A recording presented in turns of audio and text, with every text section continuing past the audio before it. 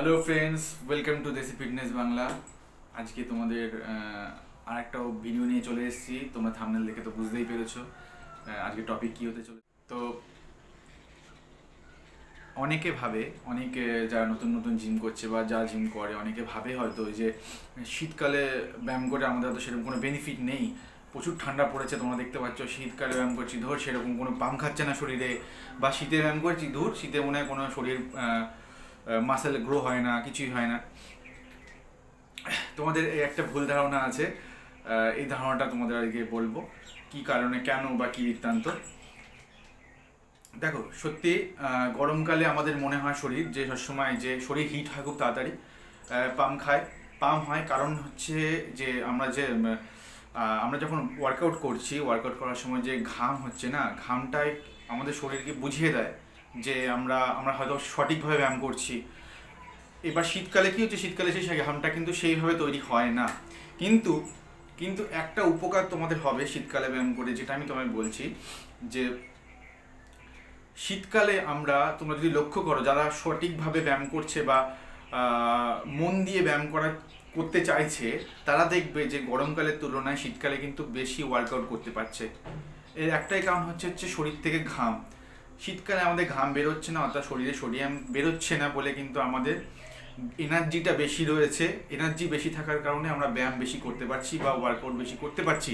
কিন্তু গরমকালে হয়তো আমাদের মাসেল কানেকশন আমরা ভালো করতে পারছি, মনে হবে যে ভালো ব্যায়াম হচ্ছে, কিন্তু ওয়ার্কআউট কিন্তু অনেকক্ষণ টাইম আমরা করতে পারছি না। কিন্তু সেটা শীতকালে করতে পারছি, কারণ গরমকালে কি হচ্ছে, যে এনার্জিটা আছে, এনার্জিটা ঘামের সঙ্গে আমাদের শরীর থেকে বেরিয়ে চলে আসছে, সোডিয়াম আমাদের শরীর থেকে বেরিয়ে চলে আসছে। তাই মনে হয় যেন আমরা ব্যায়াম তো সঠিকভাবে করছি, কিন্তু প্রচুর পরিমাণে ব্যায়াম আমরা করতে পারবো না, ওতে আমাদের শরীর তাড়াতাড়ি ক্লান্ত মনে হয়। কিন্তু শীতকালে কি হচ্ছে, শীতকালে অনেক এনার্জি শরীরের ভেতরে রয়েছে, ঘাম বেরোচ্ছে না, কিন্তু ব্যায়ামটা মনে হয় যেন আমার শর্টকাট করে শরীর ঘাম হিট হচ্ছে না, কিন্তু শরীর কিন্তু মনে হবে যেন পাম খাচ্ছে না। কিন্তু এর একটা বেনিফিট আছে, শীতকালে হয়তো তোমরা সেই রেজাল্টটাকে চোখে দেখতে পারবে না যে মাসেল খুব গ্রো হচ্ছে বা কি বৃত্তান্ত, কিন্তু ওই যে শীতকালে যে ব্যায়াম করছো না, ওর বেনিফিটটা তোমরা গরমকালে গিয়ে পাবে।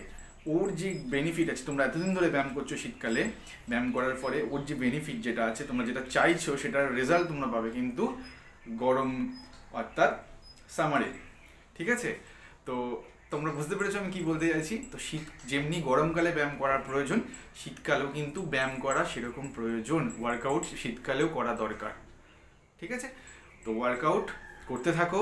খুব শীত পড়েছে জানি, ওই যে অনেকে কি করে ঠান্ডার মধ্যে এখন র্যাকেট খেলে, সব কিছুই দরকার, র্যাকেট ভলি খেলছে, সব কিছুই দরকার আছে, কিন্তু আমার মতে ওই র্যাকেট খেলার থেকে যদি ওয়ার্কআউট করে শরীরকে হিট করতে পারো, এতে তোমার অনেকটা বেনিফিট তোমার শরীরের হবে।